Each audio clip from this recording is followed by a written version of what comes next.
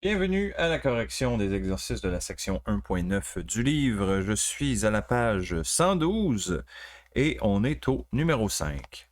Donc, on lance une balle vers l'est, 35 degrés au-dessus de l'horizontale. Donc, disons que je me fais un petit schéma pour simplifier. Donc, ça, c'est notre vitesse, 12 mètres par seconde, avec un angle par rapport à l'horizontale de 35 degrés. Et on demande les composantes horizontales et verticales de la vitesse. Donc, essentiellement, on demande quelle est la vitesse en X et la vitesse en Y. On va bien sûr utiliser un système d'axe classique, X vers la droite, Y vers le haut. Bon. Donc, cette vitesse de 12 mètres par seconde, on veut la décomposer en X, comme ceci. Tiens, on va utiliser un code de couleur, OK? Juste pour que ce soit plus visuellement facile. Donc, vitesse en X, ça va être ma décomposition en bleu. Et je veux aussi une décomposition en Y qui va être ma vitesse en Y, en rouge. OK? Donc, comment on fait pour trouver Vx et Vy? Ben, il faut décomposer notre hypoténuse, qui est 12 mètres par seconde, à l'aide de l'angle de 35 degrés.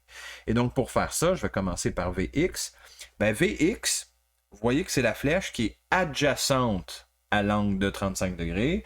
Donc, on va utiliser cosinus. Donc, on prend l'hypoténuse, qui est 12, et on multiplie par cosinus de 35. Le résultat de ça va me donner la composante adjacente, qui est mon Vx, justement. Donc, si on fait ce calcul-là, ça donne 9,830 mètres par seconde. Ensuite, Vy, même concept, mais là, ici, on voit que mon Vy qui est en rouge, c'est le côté qui est opposé à l'angle de 35. Donc, quand c'est opposé, on va faire hypoténuse fois sin 35. Et ça nous donne la réponse 6,883 mètres par seconde. Et voilà. Donc, ce sont mes deux réponses. Les composantes des vitesses. Donc, c'est 9,83 en X et 6,88 en Y. C'est tout. Pas plus compliqué. Ce qui nous amène au numéro 8. Bon. Numéro 8, il y a plus de choses à faire. Ici, on a deux déplacements consécutifs. Donc, commençons par le premier déplacement. Donc, le premier déplacement, on nous dit que c'est un déplacement de 8 mètres. Je le dessine. Évidemment, c'est pas à l'échelle. C'est pas grave, là. C'est juste l'idée générale qui est importante. Donc, c'est un déplacement de 8 mètres. On dit qu'il est orienté à 20 degrés au nord de l'ouest. OK? Donc, c'est pour ça que je l'ai dessiné comme ça, parce que l'ouest, c'est mon pointillé que j'ai fait qui pointe essentiellement vers la gauche. Donc, 20 degrés est ici. Ça, c'est 20 degrés au nord par rapport à l'ouest. OK? C'est pas la même chose que 20 degrés à l'ouest du nord. OK? Pratiquons ça, là. 20 degrés au nord de l'ouest, ça veut dire que par rapport à l'ouest, on a 20 degrés au nord. Comme ceci, ça c'est 20 degrés au nord de l'ouest. Okay? Donc ça, c'est un premier déplacement. Ce premier déplacement-là, on peut lui aussi le décomposer en X. Ça va être ce que j'appelle delta X1, hein? Déplacement en X, numéro 1, parce qu'il va en avoir un deuxième tantôt. Et on a aussi un déplacement vertical qui est delta Y, déplacement en Y, 1. Voilà. OK? Et donc là, ce que je veux faire, ben, c'est un peu comme tantôt. Là, c'est juste que ce n'est pas des vitesses, c'est des déplacements. Donc, je veux trouver les deux déplacements en décomposant mon hypoténuse en X et en Y. Donc, mon déplacement en X, ben, on voit que c'est le côté qui est adjacent à l'angle de 20. Donc, on va faire hypoténuse fois cos de 20. Et là, par contre, j'ai oublié un détail. Mon système d'axe, il est comme ça. Le X pointe vers la droite, le Y pointe vers le haut.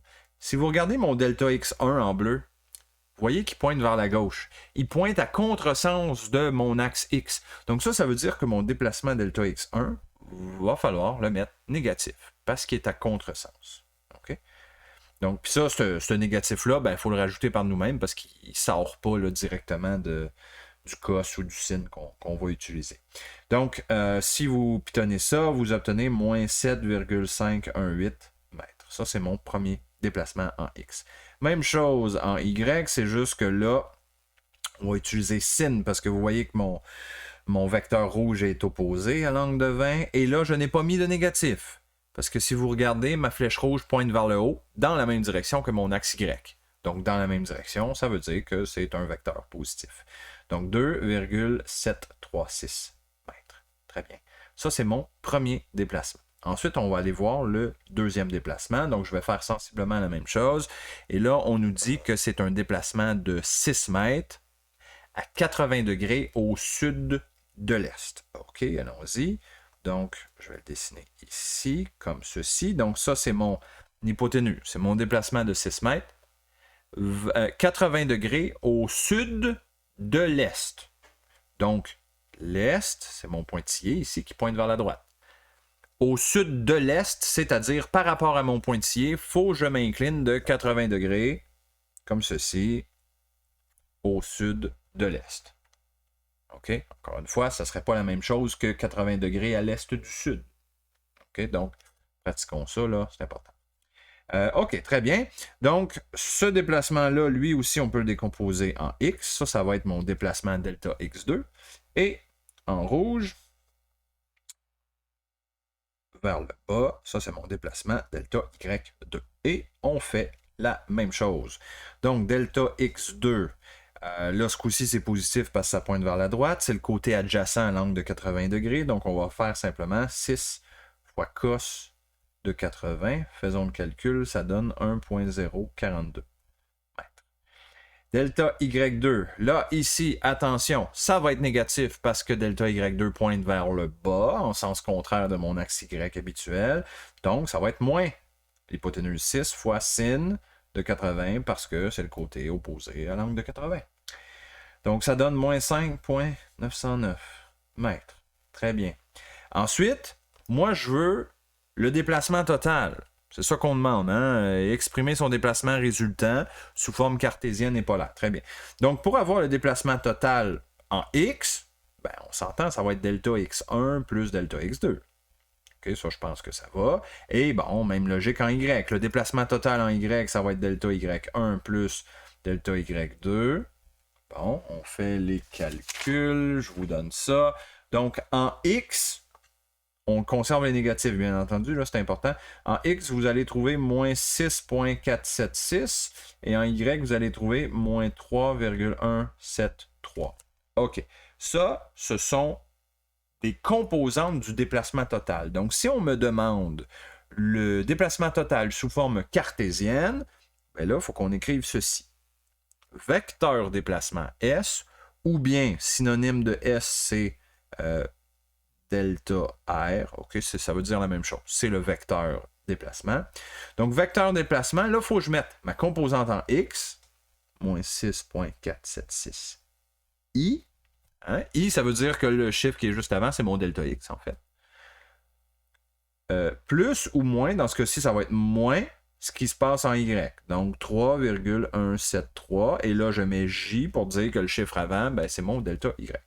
Je mets tout ça en parenthèse et je termine avec l'unité. Un déplacement, ben, ça se donne en mètres. Ça ne change pas. Donc, voilà. Ça, c'est la première moitié de ma réponse. C'est mon déplacement en coordonnées cartésiennes.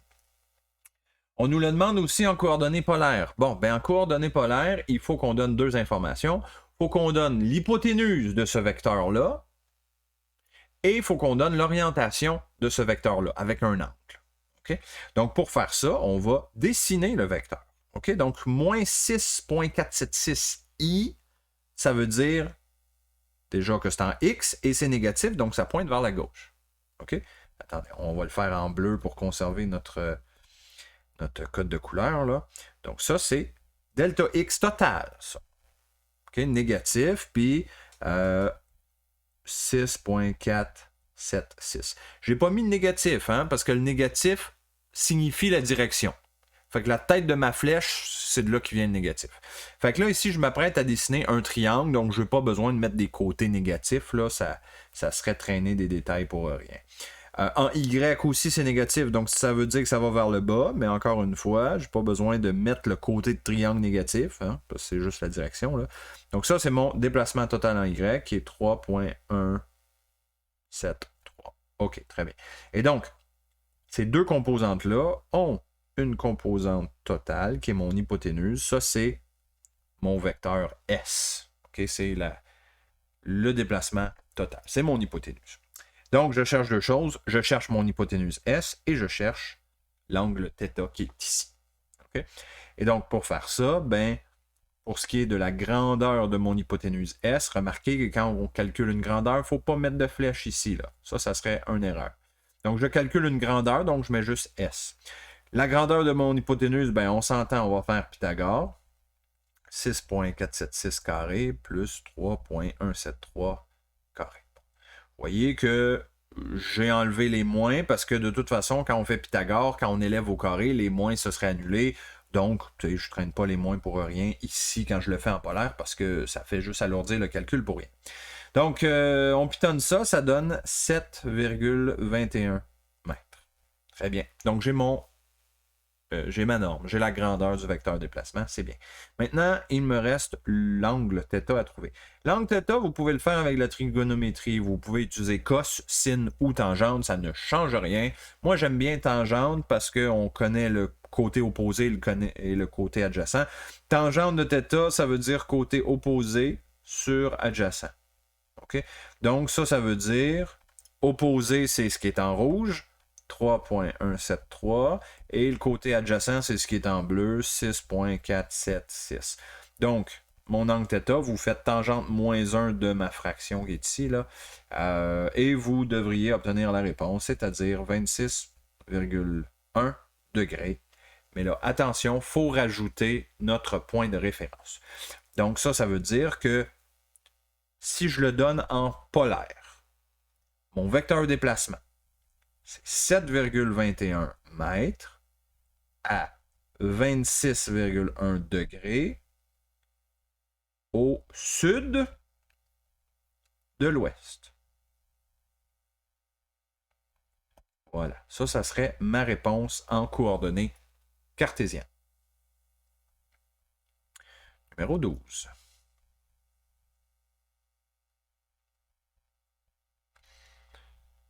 OK. Numéro 12, c'est un peu semblable à ce qu'on vient de faire. Mais là, au numéro 12, c'est une variation de position. C'est pas la même chose qu'au numéro 8. Numéro 8, nous avions deux déplacements consécutifs. Un déplacement après l'autre donne un déplacement total, delta x, par exemple, qui est égal à delta x1 plus delta x2. C'est ce qu'on a fait au numéro 8. Mais au numéro 12, ce sont deux positions. Hein, on détecte la position d'un objet sous-marin à une certaine position et un peu plus tard, la baleine était rendue à une autre position. Donc, ce sont des positions. Donc, si je veux trouver le déplacement de la baleine, il faut que j'utilise ceci. Là, déplacement, c'est position finale moins position initiale. OK? Parce que ce ne sont pas deux déplacements, ce sont deux positions. Donc, on fait la soustraction des positions. Et donc, pour faire ça, je dois tout d'abord connaître c'est quoi ma position initiale et c'est quoi ma position finale. Donc, allons-y. On va se dessiner un petit schéma. Bien sûr, avec un axe classique, là, X vers la droite, Y vers le haut. Donc, mon origine, je le mets ici, mettons.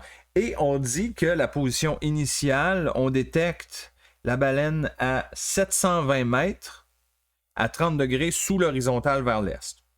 Donc, ça, comme ça, c'est mon R0. Okay? On dit 720 mètres à un angle de 30 degrés sous l'horizontale vers l'est. C'est exactement ce que je viens de dessiner là. Et donc, ce R0-là va me permettre de trouver la position X initiale, qui est ce que j'ai dessiné en bleu, et va me permettre aussi de trouver la position Y initiale, qui est en rouge. Donc, encore une fois, ce sera de décomposer ce vecteur-là en X et en Y avec de la trigonométrie. Donc, ma position X initiale, ben là, on s'en vient habitué, hein, c'est le côté adjacent à l'angle, donc on va faire hypoténuse, 720 fois cos de 30. Et c'est positif parce que vous voyez que ma flèche bleue pointe dans le même sens que l'axe X, c'est-à-dire vers la droite. Okay? Donc, mon X initial va donner 623,5. Mon Y initial, attention, il faut le mettre négatif parce que ma flèche rouge pointe vers le bas, c'est le sens contraire de mon axe Y, ça. Et c'est le côté opposé à l'angle, donc ça va être 720 fois sin de 30. On fait le calcul, ça donne moins 360. Ce sont des mètres, là, voilà. OK. Donc ça veut dire que, étant donné que j'ai maintenant mon x0 et mon y0, je suis capable d'écrire mon vecteur r0. Le vecteur 0, c'est ce que j'ai en x, c'est-à-dire 623.5 i. Le i sert à dire que le 623.5, c'est ma position initiale en x. Plus ou moins, dans ce cas-ci, c'est moins 360 j. J sert à dire que le 360, c'est en y. Ça, entre parenthèses, ça, c'est position initiale, mètre. Très bien. Maintenant, il faut que je fasse la même chose pour la position finale. Position finale, on dit dans l'énoncé qu'un peu plus tard, la baleine est rendue à 410 mètres. OK, je vais essayer de le faire un peu plus à l'échelle, là, bien que ce n'est pas parfait. Donc, ça, c'est ma position finale. 410 mètres. À un angle de 70 degrés sous l'horizontale vers l'est. Donc, c'est un angle ici, 70 degrés. Et cette position finale-là, ici aussi, bien sûr, nous pourrons la décomposer en X. Ça va être ma position finale X. Et en Y, ça, comme ça, voilà, ma flèche en rouge, ça sera ma position finale en Y. Voilà. Et donc, même chose, on décompose avec cos et sin. Donc, position finale en X, c'est 410 fois cos de 70. Si on fait le calcul, ça donne 140,2. Et en Y, c'est le côté opposé. On n'oublie pas le négatif parce qu'encore une fois, ici, mon Y pointe vers le bas, sens contraire de mon axe Y. Donc, négatif, 410 sin de 70 égale moins 385,3. Voilà. Donc ça me permet d'écrire mon vecteur position finale, R, qui est égal à 140,2 i, parce que c'est en x, plus ou moins, dans ce cas-ci, encore négatif, 385,3 j. On met tout ça en parenthèse, c'est des mètres. Parfait. OK. On a presque fini. Là, j'ai trouvé position finale et position initiale. Pour trouver le déplacement, on se souvient qu'il faut faire ceci. Position finale moins initiale. Je vais venir le faire en bas pour avoir plus de place, là. Donc, mon déplacement, je prends mon R final, qui est celui-là ici, 140,2 I, moins 385,3 J, et je dois soustraire à ça mon R initial, qui est là ici. Faisons attention, quand on soustrait un R0 comme ça, je vais mettre mon R0 entre parenthèses.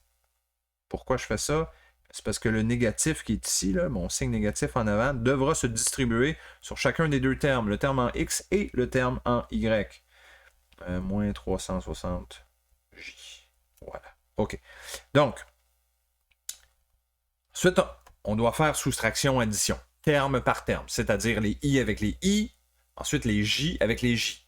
Donc, si on commence par le faire en I, 140,2 moins 623,5. Si vous faites le calcul, ça donne moins 483,3 I. Allez, I reste après ça, c'est une soustraction. Très bien. Maintenant, on fait les J.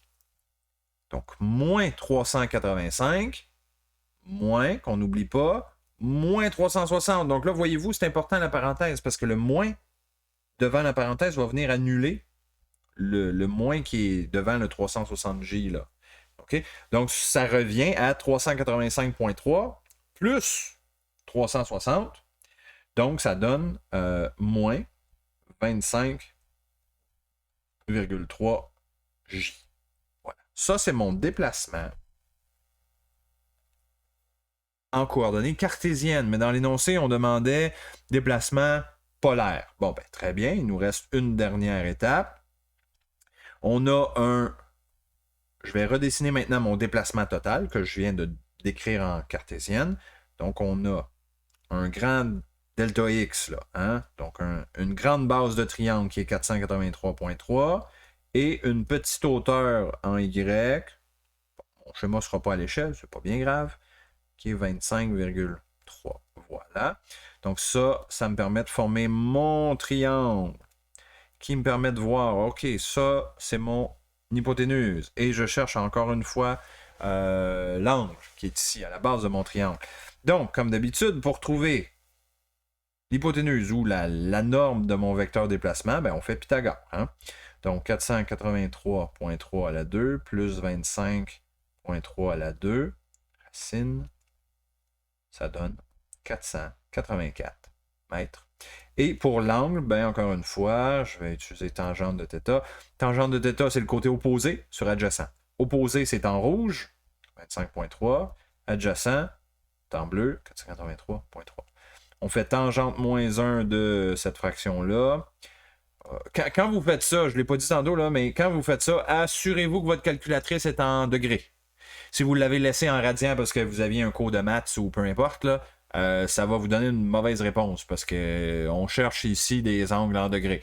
Donc, assurez-vous que votre calculatrice est en degrés. Donc, si vous faites ça, vous devriez obtenir 2,99 degrés et on va donner la réponse sous forme de phrase. Là. Donc, en coordonnées polaires, le déplacement S est de 484 mètres à 2,99 degrés au sud de l'ouest. Voilà. Donc ça, c'est ma réponse en coordonnées polaires. Voilà. OK. Numéro 13.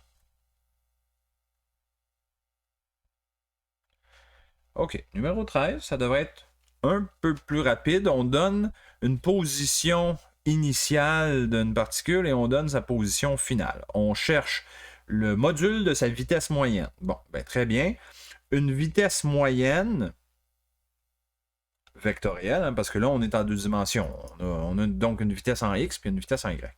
Donc, la vitesse moyenne vectorielle, c'est la vitesse moyenne en X fois I plus vitesse moyenne, oups, c'est pas une flèche, là, c'est une barre pour moyenne, vitesse moyenne en Y fois J.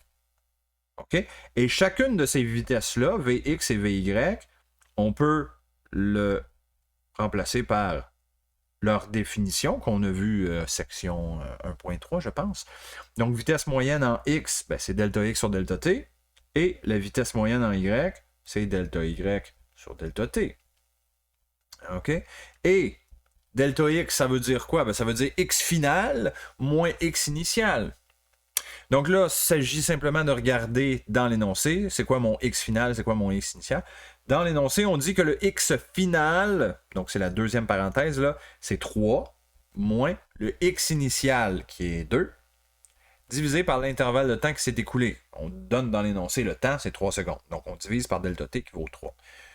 I plus delta Y. Bon, même chose, mais avec les Y. Donc, Y final, c'est 1 dans la deuxième parenthèse, moins Y initial, qui est la première parenthèse, 4. Divisé par le même delta T, c'est-à-dire 3. J. Voilà. Et donc, on fait petit calcul, et ça nous amène à la vitesse de 0,3 périodique I, plus moins 1. En fait, on va juste mettre moins 1 en J. Ça, c'est ma vitesse moyenne. Voilà. Ça, c'est ma vitesse moyenne en cartésien. Okay, quand on donne en I et en J, c'est la notation cartésienne. Mais c'est pas ça qu'on demande. On demande quel est le module de sa vitesse. OK, module de la vitesse, c'est quoi? Ben, c'est comme la grandeur de l'hypoténuse. Fait que là, il faut s'imaginer. On commence avec nos couleurs. On a une vitesse en X de 0,3. Et on a une vitesse en Y, négative, donc elle va pointer vers le bas, de moins 1. Je ne mettrai pas le moins, là, parce qu'on fait un triangle. Donc, mon hypoténuse, c'est l'hypoténuse vitesse moyenne. Et donc, si on me demande le module de la vitesse moyenne, ben, je dois faire Pythagore. Donc, vitesse moyenne, module, donc on ne met pas de flèche, c'est... Oups, là, j'ai oublié, c'est 0,3 périodique, là.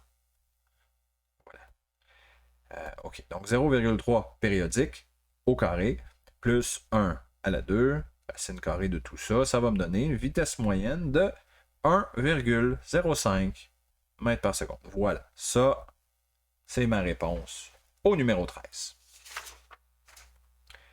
Petit dernier, numéro 16. OK.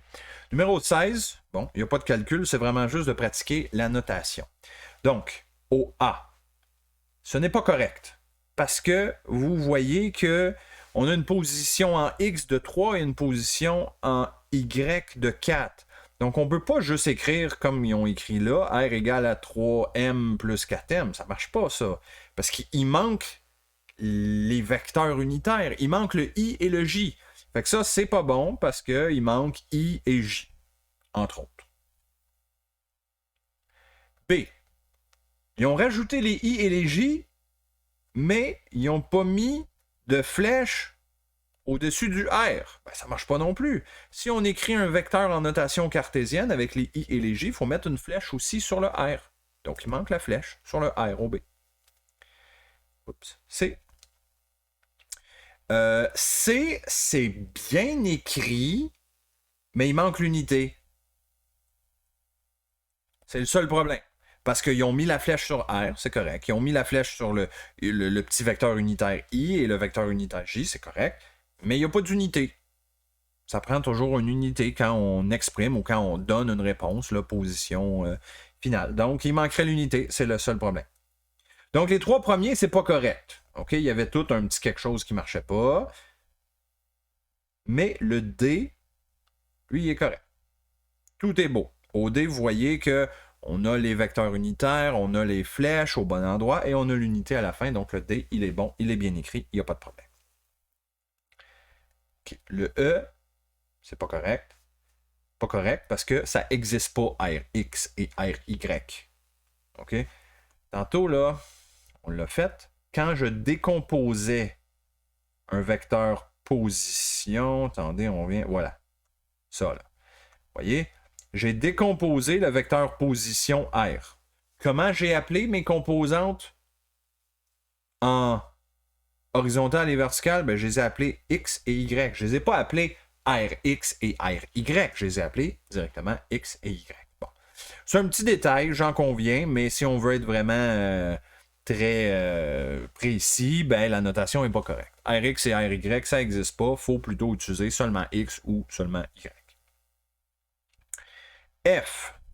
F, c'est OK, parce que là, vous voyez qu'on a séparé X et Y. On l'a mis avec la bonne notation. Fait que c'est OK. Tiens, on va le mettre en vert quand c'est bon. C'est beau. Le reste, c'est pas beau. On va le mettre en rouge. Pas bon, pas bon, pas bon, pas bon. G. R égale 5. Ben non, pas bon. Il manque beaucoup de choses. Là. Juste R égale 5, déjà, il n'y a pas d'unité. C'est comme pas clair s'il fait référence à la grandeur du vecteur ou s'il essaie d'exprimer les vecteurs unitaires. Bref, c'est pas clair. OK? Fait qu'il manque l'unité, définitivement. C'est le principal problème. Ce qui nous amène à H. Bon, H, ils ont repris le G, mais là, c'est correct. En mettant l'unité, on comprend que R égale à 5. On est en train de donner la grandeur du vecteur R. OK? Donc, en mettant l'unité, soudainement, c'est correct. C'est correct, c'est beau, c'est en vert, rien n'a changé. Le I, c'est pas bon. Le I, c'est pas bon parce que c'est comme le G. On a fait la moitié de quelque chose, puis on a oublié l'autre moitié. Si, c'est parce que le problème, c'est qu'il y a une flèche sur le R au I. Si tu as une flèche sur le R, ça veut dire que du côté droit de l'équation, il faudrait utiliser les vecteurs unitaires, I et J. Donc, du côté droit, étant donné que I et J n'est pas là, ben, c'est pas cohérent avec ce qu'il y a du côté gauche. Fait que le I n'est malheureusement pas bon non plus.